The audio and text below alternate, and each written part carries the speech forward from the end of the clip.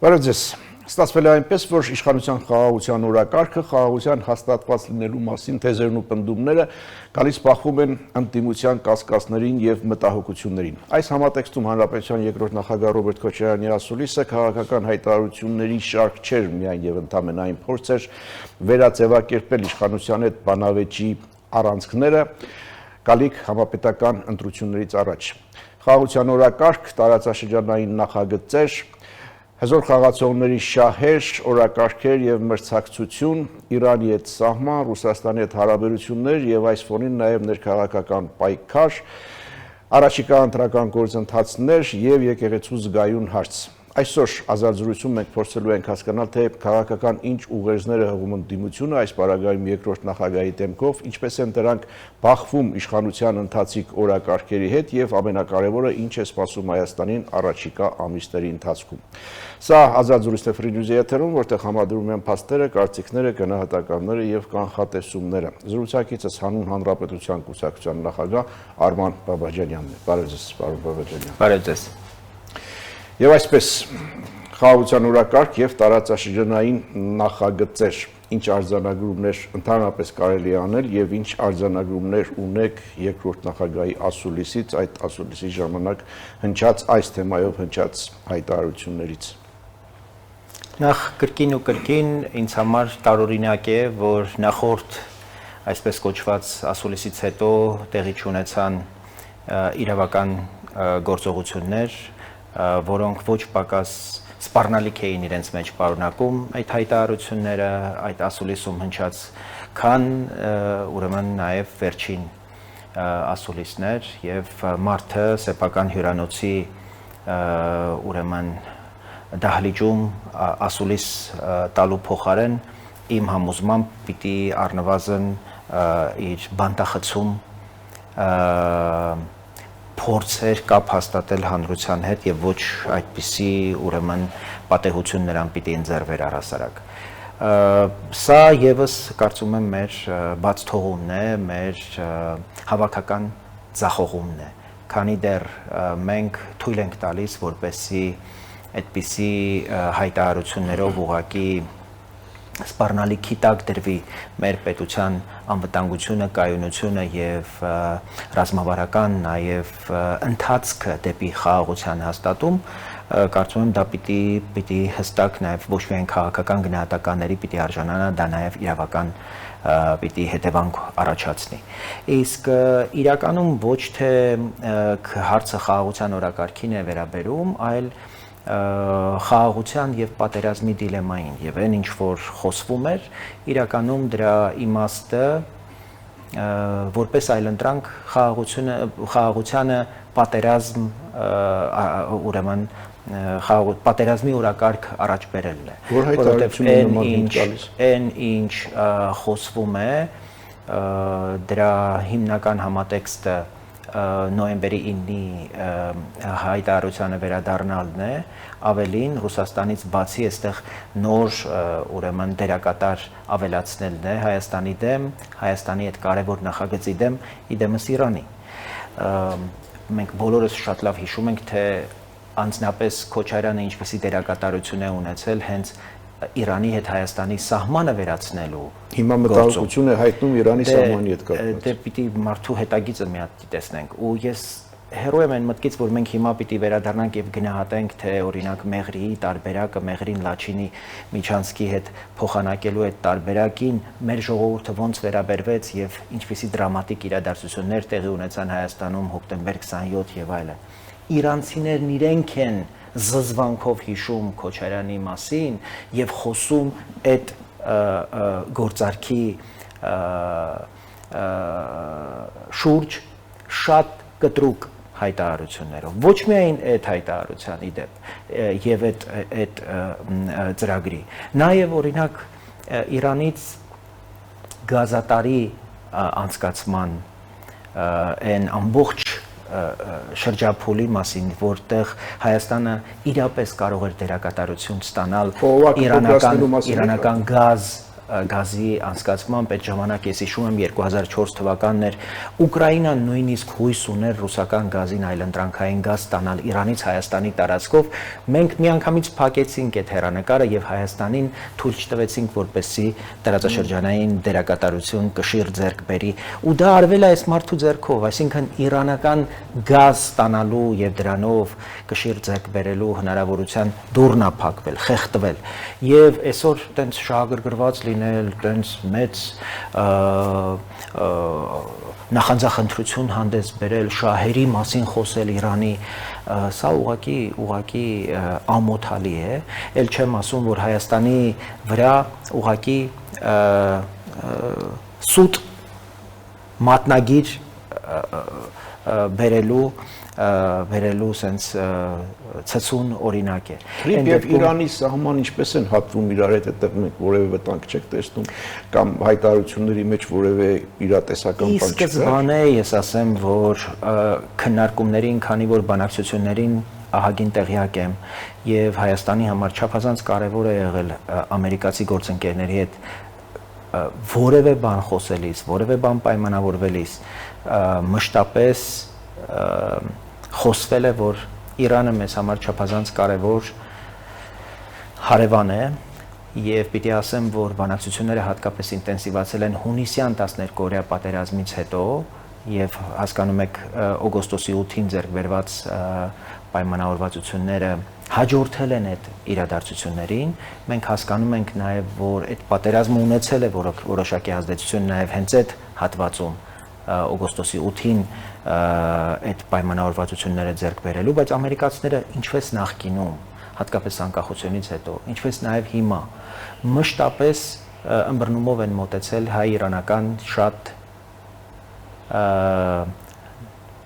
նուրբ հարաբերությունների։ Այսինքն ընկալում կա Միացյալ Նահանգների կողմից, որ Հայաստանի համար կարևոր է Իրանի հետ չի կարելի ընտրություն դնել Ամերիկա թե Իրան։ Որ այդ ընտրությունը Հայաստանի համար չէ եւ Հայաստանը չի կարող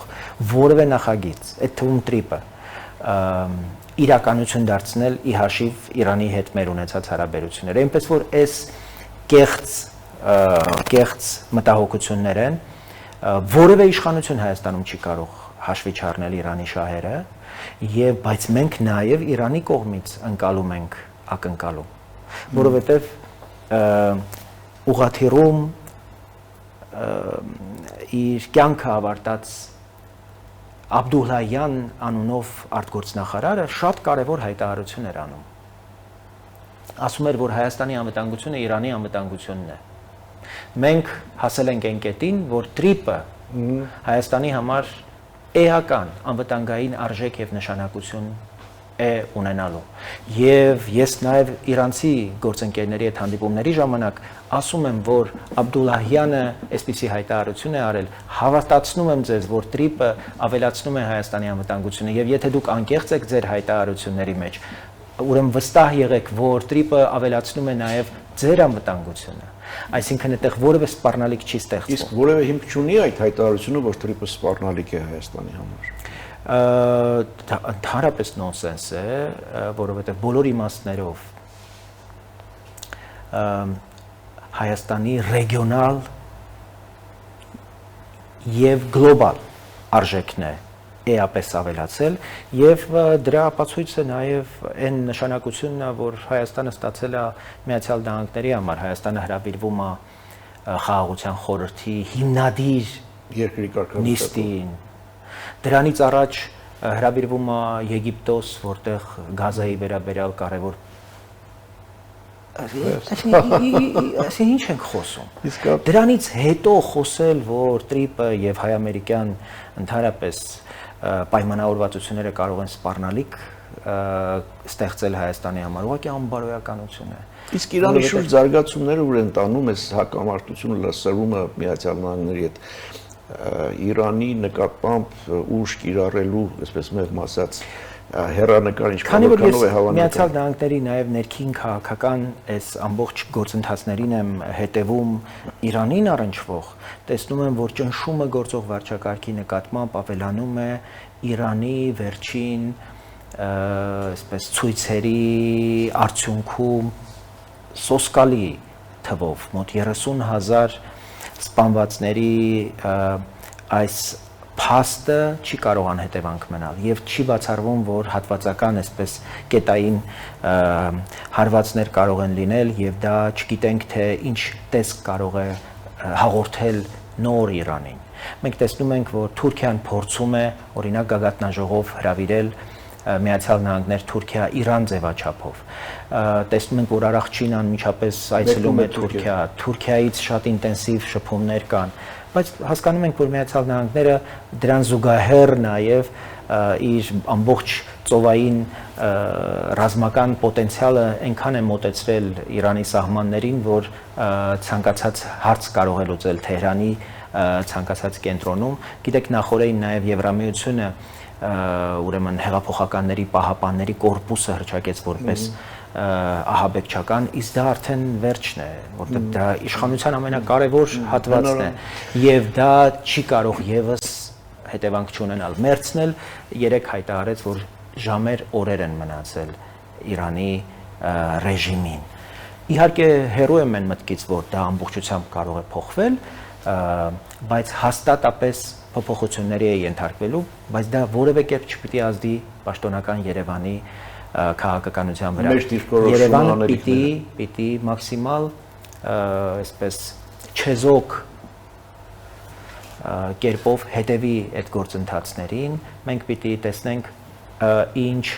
զարգացումների ընթացք կարող է տեղի ունենալ, որոնք կարող են հումանիտար խնդիրներ ստեղծել տարածաշրջանի համար։ Թուրքիան բուֆերային գոտի է ստեղծում հիմա Իրանի հետ սահմանին, որպեսզի թույլ չտա մեծ հոսքեր դեպի իր տարածք։ Բայց եթե նկատել եք արևմտյան երկրների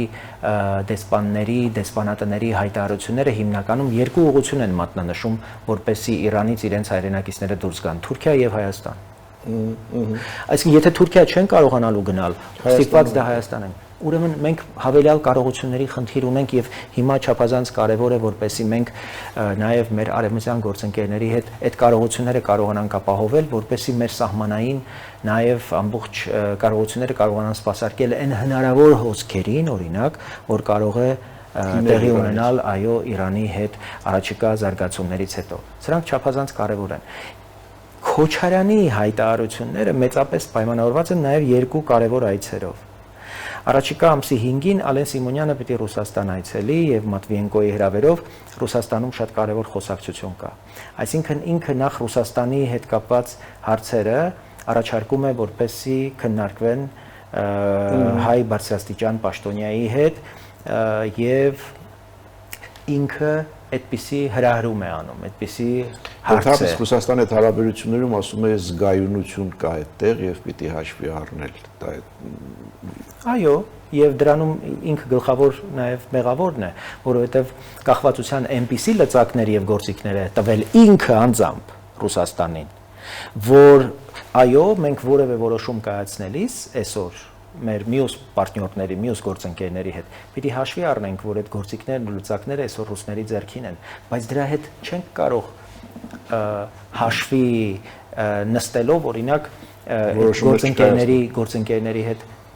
չփորձենք առաջ գնալ, որտեղ առնվազն օրինակ երկաթուղու մասով գիտեք Հայաստանը դիմել է ռուս գործընկերներին եւ ասել, որ պետք է այս 3 անցակետերում աշխատանքներ տարվեն։ Դա 1 միլիարդ դոլարի շուրջ մոտավորապես աշխատանք է ենթադրում, իսկ մենք գիտենք, որ ուրեմն RŽԴ-ն այս պահին մոտ 50 միլիարդ դոլարի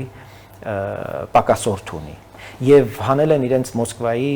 շենքերն են վաճառում, որպեսզի կարողանան այդ պարտքերը տալ։ Իրանք հաստատապես ի վիճակի չեն լինելու դրանք կառուցել եւ Հայաստանը պիտի խնդիր դնի դրանք ազգայնացնելու, առնվազն հատվածական ոչ թե ազգայնացնելու, այլ կոնցեսիան հետ բերելու։ Հասկանալի է, դուք կարևորեցիք, ասացիք 2 կարևոր այց, դրանցից մեկը նշեցիք ազգային ժողովի նախագահի այցը Ռուսաստան, երկրորդ այցը փոխնախագահի J.D. Vance-ի այցը փետրվարի 9-ին։ Ես հիշում եմ, որ J.D. Vance-ի հնարավոր այցի մասին առաջինը դուք հայտարարեցիք հենց այս տաղավարում ամիսներ առաջ եւ ես անընդհատ ասում եմ ես հավաստի, բայց չհաստատված, դերևս չհաստատված լուրերի այս տարի արդեն Հայաստան է ժամանելու Միացյալ Նահանգների փոխնախագահ J.D. Vance-ը։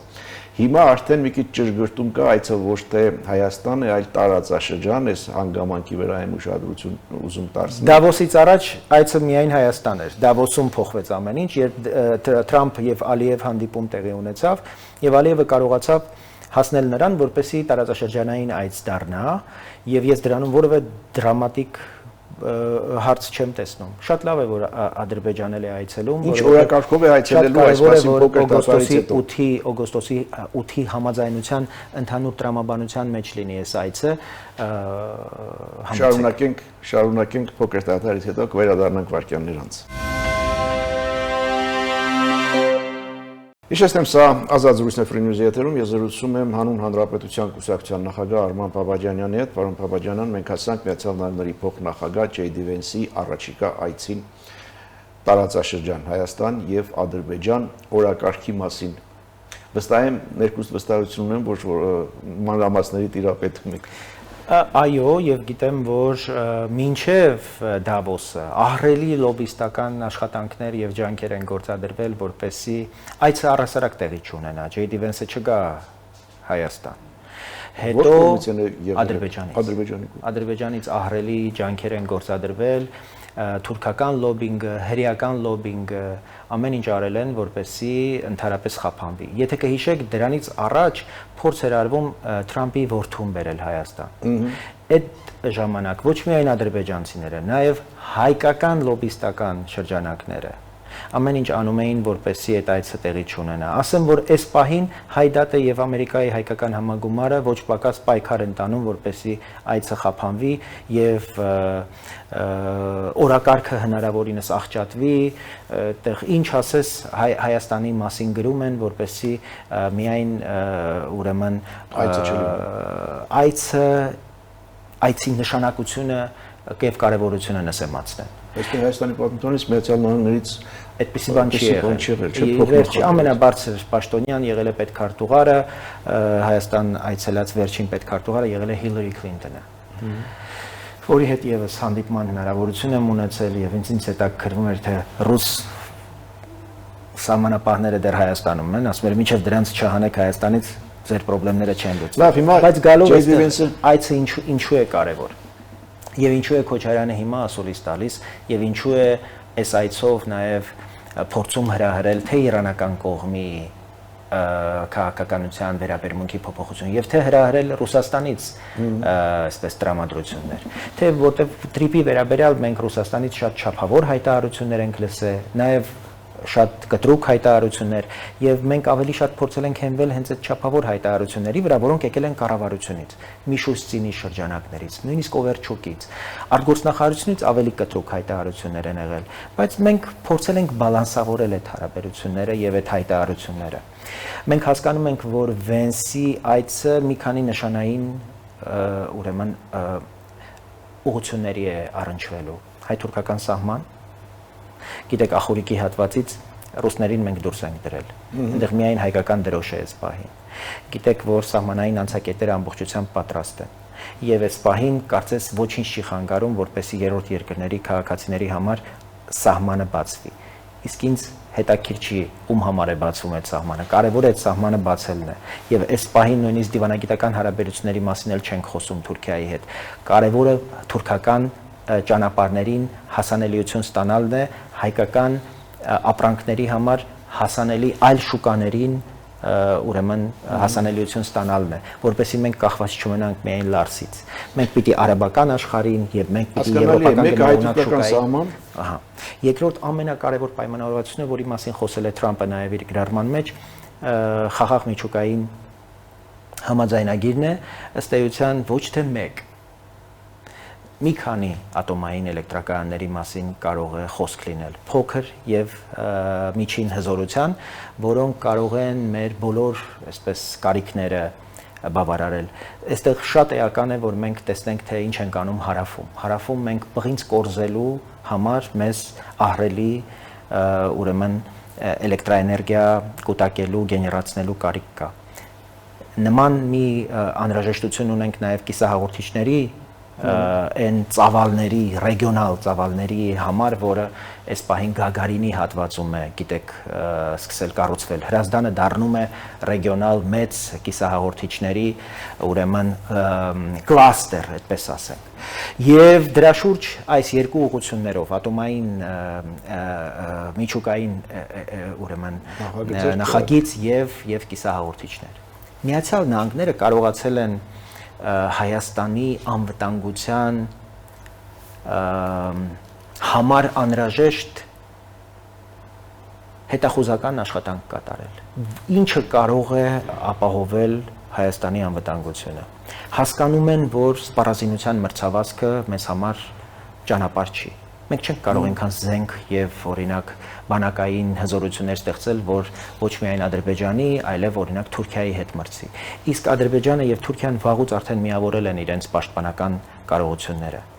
Ուրեմն ինչ պիտի արվի, Հայաստանից կախվածություններ պիտի ստեղծվի,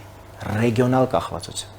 Այստեղ այդ հզորությունները, որի մասին մենք խոսում ենք, հատկապես էներգետիկայի մասով, կա ընդհանուր ընկալում, որ Հայաստանում պետք է այնքան էներգիա արտադրվի, որ մենք կարողանանք ամբողջ ռեգիոնին, եւ Ադրբեջանին, եւ Թուրքիային, եւ Վրաստանին, եւ Իրանին, որին այսօր տալիս ենք, էլեկտրաէներգիա պիտի տան։ Եվ դա եւ դա պիտի կախվածություն ստեղծի Հայաստանից։ Հայաստանի նկատմամբ որևէ ոտնձգություն կնշանակի ռեգիոնալ անկայունություն ստեղծել, էներգետիկ անկայունություն ստեղծել։ Հայաստանը այնքան էլեկտրաէներգիա պիտի արտադրի, որ կարողանա այդ ծև ծովով անցնող էլեկտրական այդ կաբելով միանա եվրոպական էներգետիկ համակարգին։ Դա հավելյալ անվտանգության բարձիկ պիտի ստեղծի։ Տարածաշրջանում ոչ մի տեղ կիսահաղորդիչների այն ծավալը, որ մենք հիմա պատրաստվում ենք այստեղ արտադրել, նախատեսված չի ոչ միջնաժամկետ հեռանկարում, ոչ ավելի երկարաժամկետ հեռանկարում։ Հայաստանն է լինելու ռեգիոնում այն դատաբազան, որը կուտակելու է այդ տեղեկությունները եւ մենք կիսահաղորդիչների այդ հսկա կարողություններն ենք ձեռք բերում։ Սա հավելյալ անվտանգություն է ապահովում, ել չասած տրիպի վերաբերյալ պայմանագրեր են կնքվելու։ Այն շրջանակը, որ հայտարարվեց հունվարի 13-ին, ճիշտ այն նույն օրը հաջորդ տարին հայ-ամերիկյան ռազմավարական գործընկերության կանոնադրության արդեն նախանշեց մոտավորապես այն շրջանակը, որը թույլ է տալիս Վենսի այցի ժամանակ արդեն ստորագրել այն պայմանավորվածությունները, որոնք նշված համամասնությամբ Միացյալ Նահանգներին այլևս աշխատանքների կատարման համար հնարավորություն ստեղծի, որտեղ Հայաստանը պիտի տա տարածք, Միացյալ Նահանգները պիտի սկսեն այդ աշխատանքները իրականացնել։ Ասեմ, որ մինչև վերջերս փնտրվում էր այն երկիրը, որը պիտի աշխատուժ եւ կարողություն բերի Հայաստան։ Միացյալ Նահանգներն ուզում էին, որ դա լիներ Թուրքիան։ Հայաստանը ասաց ոչ, մենք չենք կարող թույլ տալ, որ թուրքերը գան այստեղ թրիպ կառուցեն։ Եվ հիմա այլ երկիր կարող է լինել Չինաստանը։ Միացյալ Նահանգները ասաց չենք կարող մենք չինացիներին թույլ տալ, որ այս ստրատեգիական ուրեմն նշանակության օբյեկտը կառուցի։ Ինչ արվեց Էմիրատները։ Այս պահին Էմիրատները ընտրվել են որպես միջանկյալ լուծում եւ նրանք ունեն համապատասխան եւ կարողություն եւ վստահություն թե Հայաստանի կողմից եւ թե Միացյալ Նահանգների, որպեսզի գան սկսեն այդ աշխատանքները կատարել։ Ես սկսեցի մանրամասների մեջ ձեզ նույնիսկ այդ աստիճան մանրամասներ են ուզում եմ որ տեղյակ լինեք եւ որքանով են նաեւ ամերիկացիները ընկալում այն նուրբ հարցերը, որոնք մեզ վերաբերում են։ Տեսեք, մենք ասում ենք, որ Թուրքիան չի կարող այստեղ գալ, թեև օրինակ Թուրքիան է եղել Երևանում ամերիկյան դեսպանատան կառուցողը։ Այդ ժամանակ դա մեզ համար նուրբ հարց չէր, զգայուն հարց չէր։ Հիմա զգայուն հարց է, ուրեմն չպիտի լինի։ Եվ ամերիկացիները ասում են շատ լավ։ Մեզ համար էլ զգայուն է այս հարցը։ Իրանի հարցում եւս այդպես է։ Ռուսաստանի հարցում էլ կա այդ ընկալում։ Իրենք հասկանում են, որ Հայաստանը այս պահին շատ լուրջ կախվածություններ ունի, ռուսական ռազմաբազա կա։ Մեզ ոչ ոք չի ասում, հենց հիմա ռուսների հետ ձեր կապերը կտրեք։ Եվ այն վայնասունը, որ հատկապես Երևանից է հրահրվում Ռուսաստան եւ այլ ուղղություններով, չկա այդպիսի բան։ Ամերիկացիները այս պահին գտնում են, որ նույնիսկ մնալով հապկում, ԵԱՏՄ-ում, ռուսական ռազմաբազա ունենալով, Թուրքիայի հետ սահմանին ռուս սահմանապահներ ունենալով, կարելի է այսքանն անել, որովհետև Հայաստանից տեսնում են եւ դրա կամքը, եւ դրա ցանկությունը, եւ այդ բոլորը իրագործելու կարողությունը։ Այստեղ մի կարևոր հարց ես մտածեցի, որ ասացիք մինչ այդ լոբին, ադրբեջանական լոբին աշխատում էր այնպես անել, որ J.D. Vance-ի այցը չկայանա կամ առնվազն չունենային քաշն ու կշիռ այն նշանակությունը, բայց ինչու՞ չէ որ այդ այցի Միջև որ Ալիևին հաջողվեց Դավոսում հանդիպել Թրամփի հետ, հասնել նրան, որ Վենսը այցելի նաև Ադրբեջան։ Եվ ասեմ, որ Ադրբեջանը եւ Հայաստանը պիտի շահագրգռված լիներ, որպեսզի Ադրբեջանն էլ այց լիներ, որտեղ մեր խնդիրը չի, չէ, որ ամեն ինչ անենք, որ օգոստոսի 8-ի համաձայնություններից միայն Հայաստանը օգտվի։ Մեզ պետք է, որ այդ համաձայնություններն ամբողջությամբ իրագործվեն։ Եվ եթե այդ համաձայնությունների խաղաղության գործարք կոչված այդ ամբողջական փաթեթի իրագործման համար անհրաժեշտ է որպեսի փոխնախագահ այցելի Ադրբեջան, Քավլիցի թող Ադրբեջան էլ այցելի եւ իրենք հիմա պատրաստվում են ռազմավարական գործընկերություն հաստատել նաեւ Ադրբեջանի հետ։ Շատ լավ է։ Դա եթե հավելյալ ավելացնում է արժեքը, դա հասկանալի է։ Այդ պայմանավորվածությունը։ Վենսի անվտանգության հետ կապված ինչ-որ մտահոգություններ կան Ադրբեջանում։ Առաջին անգամ եմ լսում, կարծում եմ դրանք այն որ Իրանի սահման անհեթեթ բաներ են, ես ասեմ, որ Secret Service-ի աշխատակիցներ արդեն մոտ 2 ամիս եւ Հայաստանում են եւ վստահ եմ առաջիկայում կամ արդեն Ադրբեջան են մեկնել եւ անհրաժեշտ անվտանգության բոլոր համակարգերը գործարկված են, հատկապես ես Հայաստանի մասով կարող եմ ասել, Հայաստանի համապատասխան բոլոր ծառայությունները իրենց պատշաճ իրենց աշխատանքները իրականացնում են, կարծում եմ, որ Ադրբեջանում փետրվարի 9-ին, այո, այցը նախատեսված է, դա լինելու է Միլանում փոխնախագահ գալու է ձմեռային օլիմպիական խաղերի բացմանը, դրանից հետո կլինի այց Հայաստան, հետո Ադրբեջան եւ դրանից հետո Մյունխենում լինելու է անվտանգության գագաթնաժողովը, որտեղ շատ կարեւոր հարցեր են քննարկվելու, այդ թվում առաջիկա օրերին Իրանում տեղի ունեցող զարգացումները հավանաբար կգան առաջին պլան, ես էլ այնտեղ եմ լինելու առիթ լինի անպայման գամ այստեղ կփոխանցեմ բոլոր մանրամասները։ Էլի վերադառնալով ասուլիսին հայտարարություններով ինչ արձանագրումներ կարելի անել ներքաղաքական հարթության մեջ ընտրություններին մասնակցություն, ընդդիմության հնարավոր ֆորմատներ, առաջնորդություն, ներքաղաքական բոլոր զարգացումները այդտեղ զուգակցվում են արտաքին քաղաքական process-ներով։ Տեսեք, սկսած նրանից, թե օրինակ ինչ պատկերի առջև էր նստած դա կոնկրետ ուղերձ էր Թուրքիային, ուղերձ էր մեր ընդհանրապես հարաբերությունների հեռանկարին, մենք ըստ էության մեր քաղաքական միջավայրում շարունակում ենք հանդուրժել քաղաքական այն հատվածը, որը համակեցության մոդուս պատրաստ չի տեսնել հարևանների հետ, այսինքն մենք մշտական պատերազմների եւ առնահոսության մեջ պիտի լինենք։ Դա կոնկրետ մարտահրավեր է Թուրքիային։ Ես դեմ չեմ, օրինակ, եթե մենք ազգովին